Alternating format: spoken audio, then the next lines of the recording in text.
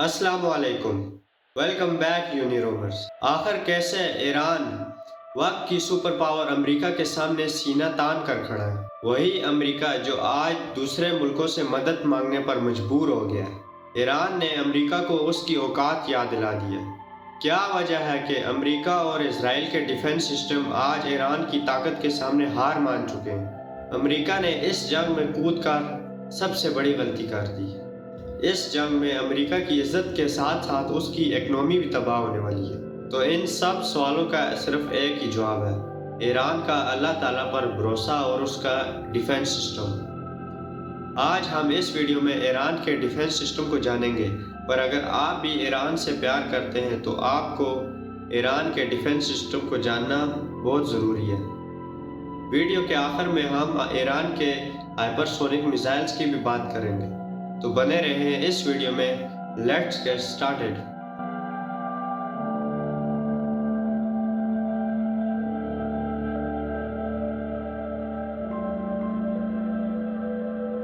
Iran के defence system को हम 3 कैटेगरी में डिवाइड करते हैं। सबसे पहली कैटेगरी में हम ड्रोन्स को रखेंगे, दूसरे में हम उनके बैलिस्टिक मिसाइल्स को, और तीसरे में ईरान के एयर डिफेंस सिस्टम को।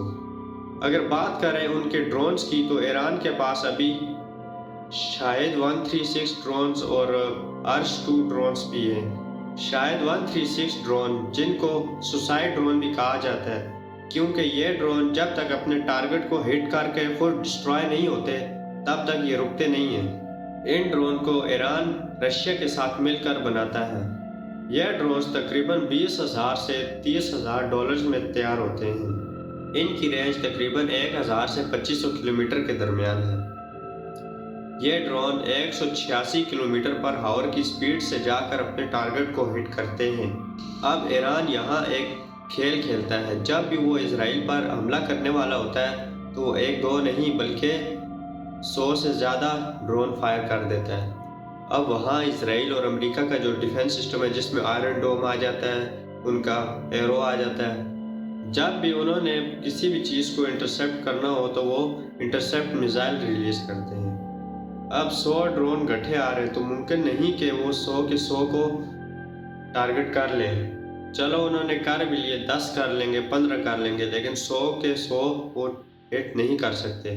बाज़ दफ़ा ऐसा होता है कि एक ड्रोन को गिराने के लिए उनके 2 से 3 इंटरसेप्ट मिसाइल लग जाते हैं। और आपको मैं बताऊं कि एक इंटरसेप्ट मिसाइल की कीमत लगभग $2 मिलियन से $3 मिलियन के दरमियान है। तो फ़र्क देख लें आप। तो कहाँ वो 20 से 30,000 डॉलर वाले ड्रोन्स और कहाँ वो 2 से 3 मिलियन डॉलर वाले इंटरसेप्ट मिसाइल्स। ये ईरान का इसराइल और अमेरिका पर एक इकोनॉमिकली बहुत ज़्यादा प्रेशर है।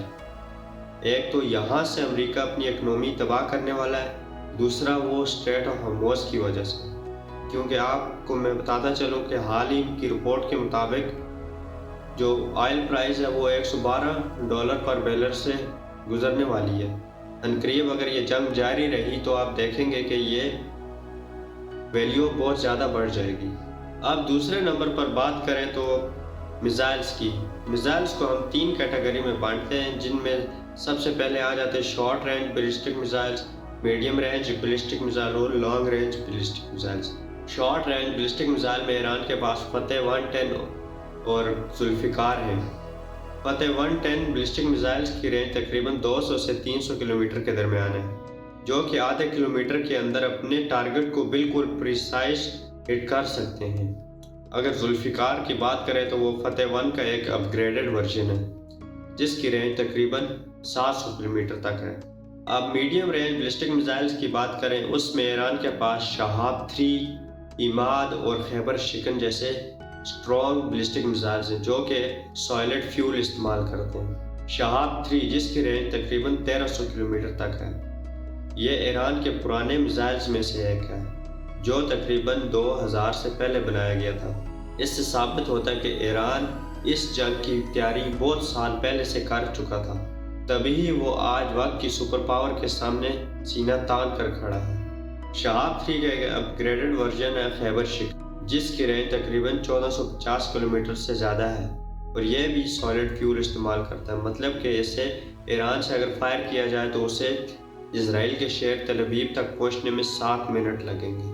حال ہی میں ایران نے اسرائیل پر اپنا سب سے پاورفل اور تیسری کیٹیگری والا میزائل لانچ کیا، جو کہ بنتا ہے لانگ رینج بیلسٹیکل میزائلز، جس میں ایران کے پاس سجیل اور خرم شہر جیسے بیلسٹیکل میزائلز ہیں۔